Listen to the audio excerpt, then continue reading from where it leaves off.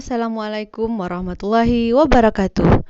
Jumpa lagi di channel YouTube Dosen RN bersama saya Rina Novita. Di video kali ini kita akan melihat apa perbedaan antara organisasi dan arsitektur komputer serta contoh dari arsitektur von Neumann. Selamat menyaksikan. Perbedaan antara organisasi dan arsitektur komputer. Pada materi ini kita akan melihat perbedaan antara organisasi komputer dan arsitektur komputer. Pertama, organisasi komputer adalah bagian yang terkait erat dengan unit-unit operasional dan interkoneksi antar komponen penyusun sistem komputer dalam merealisasikan aspek arsitekturnya. Sedangkan arsitektur komputer merupakan konsep perencanaan dan struktur pengoperasian dasar dari suatu sistem komputer. Arsitektur komputer ini merupakan rencana cetak biru dan deskripsi fungsional dari kebutuhan bagian perangkat keras yang didesain, misalnya kecepatan proses dan sistem interkoneksinya. Contoh dari organisasi komputer bisa kita lihat. Yang pertama adalah teknologi hardware, perangkat antarmuka, teknologi memori, sistem memori, sinyal-sinyal kontrol. Dan contoh dari arsitektur komputer adalah set instruksi, aritmatika yang digunakan, teknik pengalamatan, mekanisme I/O ataupun input-output device. Nah, dengan demikian dikatakan bahwa sebuah rancangan pada arsitektur komputer dapat direalisasikan jika terdapat organisasi komputer.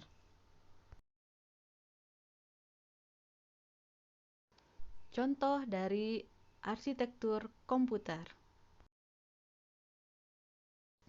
Contoh dari arsitektur komputer adalah arsitektur komputer von Neumann, yang merupakan arsitektur yang diciptakan oleh John von Neumann pada tahun 1903 sampai 1957. Nama von Neumann sendiri diambil dari namanya karena dialah yang pertama kali mempublikasikan konsep tersebut.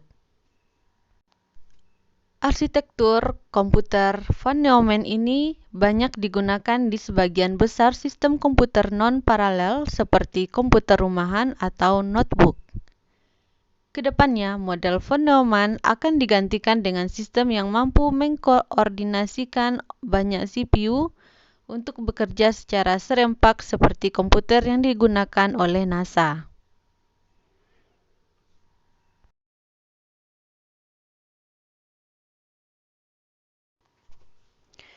Arsitektur von Neumann menggambarkan komputer dengan 4 bagian utama, yaitu unit aritmatika dan logis atau ALU, yang merupakan bagian dari unit kontrol atau CPU. Kemudian media penyimpanan atau memori, dan alat masukan atau input, serta keluaran atau hasil, atau kita kenal dengan istilah output, secara kolektif dinamakan I/O. Gambar dari arsitektur komputer von Neumann ini dapat dijelaskan sebagai berikut. Yang pertama adalah masukan atau input. Perangkat ini memiliki fungsi sebagai media untuk memasukkan data ke dalam prosesor untuk diolah guna menghasilkan informasi yang diperlukan. Input device atau perangkat masukan yang umumnya digunakan personal komputer atau PC adalah keyboard dan mouse. Keyboard dan mouse adalah unit yang menghubungkan user atau pengguna dengan komputer. Selain itu, terdapat joystick yang digunakan untuk bermain games atau permainan dengan komputer. Kemudian scanner untuk memindai gambar agar dapat diolah secara digital. Touch panel dengan menggunakan sentuhan jari user dalam melakukan suatu proses akses file sebagai pengganti mouse. Mikrofon untuk merekam suara ke dalam komputer dan masih banyak lagi contoh unit masukan. Berikutnya yang kedua, kita lihat ada pemproses. Pemproses atau CPU merupakan tempat pemproses dari instruksi-instruksi program. Bentuknya berupa chip yang terdiri dari jutaan IC. CPU terdiri dari dua bagian utama, yaitu unit kendali atau control unit, serta unit aritmatika dan logika atau ALU. Di samping itu, CPU mempunyai beberapa alat penyimpanan yang berukuran kecil yang disebut dengan register. Yang pertama adalah unit control. Unit control bertugas untuk mengatur dan mengendalikan semua peralatan yang ada pada sistem komputer. Unit control bertugas untuk mengatur dan mengendalikan semua peralatan yang ada pada sistem komputer. Unit kendali akan mengatur kapan alat input menerima data dan kapan data diolah serta kapan ditampilkan pada alat output. Tugas dari unit kendali yang pertama adalah mengatur dan mengendalikan alat-alat input dan output. Yang kedua, mengambil instruksi-instruksi dari memori utama. Yang ketiga, mengambil data dari memori utama jika diperlukan untuk diproses.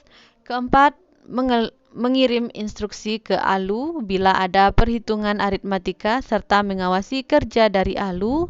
Dan yang kelima, menyimpan hasil proses ke memori utama. Berikutnya adalah unit aritmatika dan logika atau ALU. Tugas utama dari ALU adalah melakukan semua perhitungan aritmatika yang terjadi sesuai dengan instruksi program. ALU melakukan operasi aritmatika dengan dasar penjumlahan sehingga sirkuit elektronik yang digunakan disebut adder. Tugas lain dari ALU adalah melakukan keputusan dari suatu operasi logika sesuai dengan instruksi program.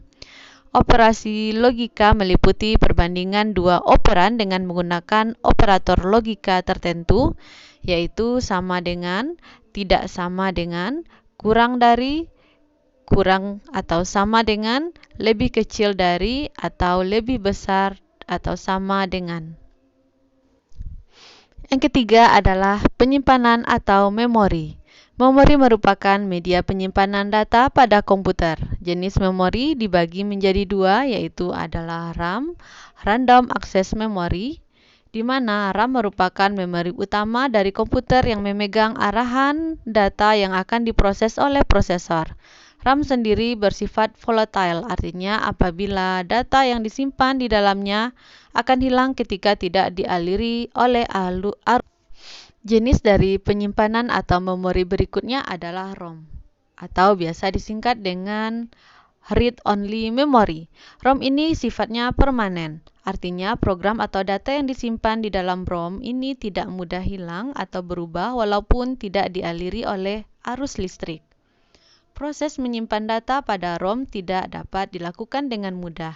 Namun, membaca data dari ROM dapat dilakukan dengan mudah. Sampai saat ini, ada berbagai jenis ROM yang pernah beredar dan terpasang pada komputer. Antara lain ada PROM, EPROM, EAROM, EEPROM, dan flash memory.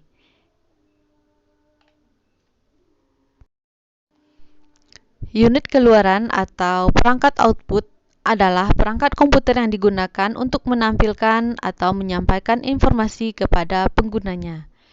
Informasi yang ditampilkan oleh komputer merupakan hasil dari pemrosesan yang telah dilakukan oleh komputer. Informasi yang diteruskan oleh komputer melalui perangkat output dapat berupa tampilan di layar hasil cetakan, suara, dan sebagainya.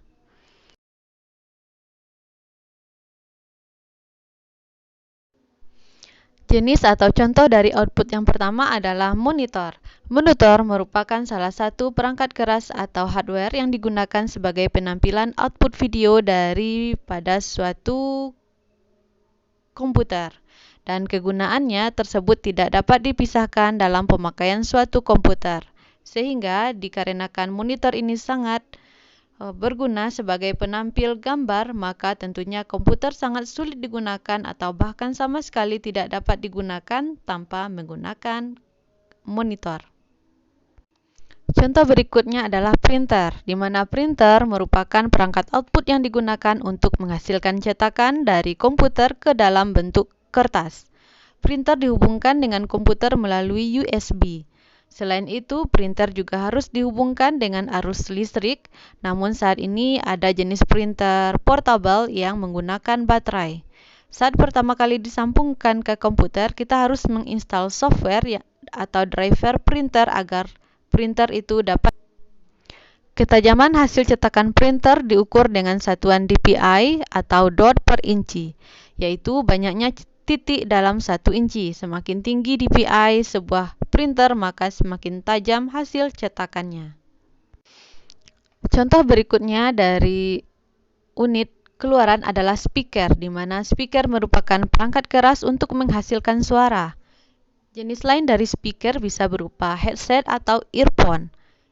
Tidak dapat mendengarkan hasil keluaran berupa suara dari komputer melalui speaker. Contoh perangkat output berikutnya adalah infocus atau proyektor. Infocus merupakan alat output biasanya digunakan untuk presentasi yang dihubungkan ke komputer untuk menampilkan apa yang ada pada layar monitor ke suatu screen atau layar ataupun dinding. Nah, contoh dari output berikutnya adalah plotter. Plotter merupakan jenis printer yang dirancang secara khusus guna menghasilkan output komputer yang berupa gambar ataupun grafik. Dengan menghubungkan plotter pada sistem komputer, maka pelbagai bentuk gambar akan dapat disajikan secara prima. Landscape arsitektur banyak menggunakan plotter guna menghasilkan gambar landscape, potongan pohon, ataupun untuk membantu memvisualisasikan efek dari segala kegiatan yang ada. Itulah tadi penjelasan mengenai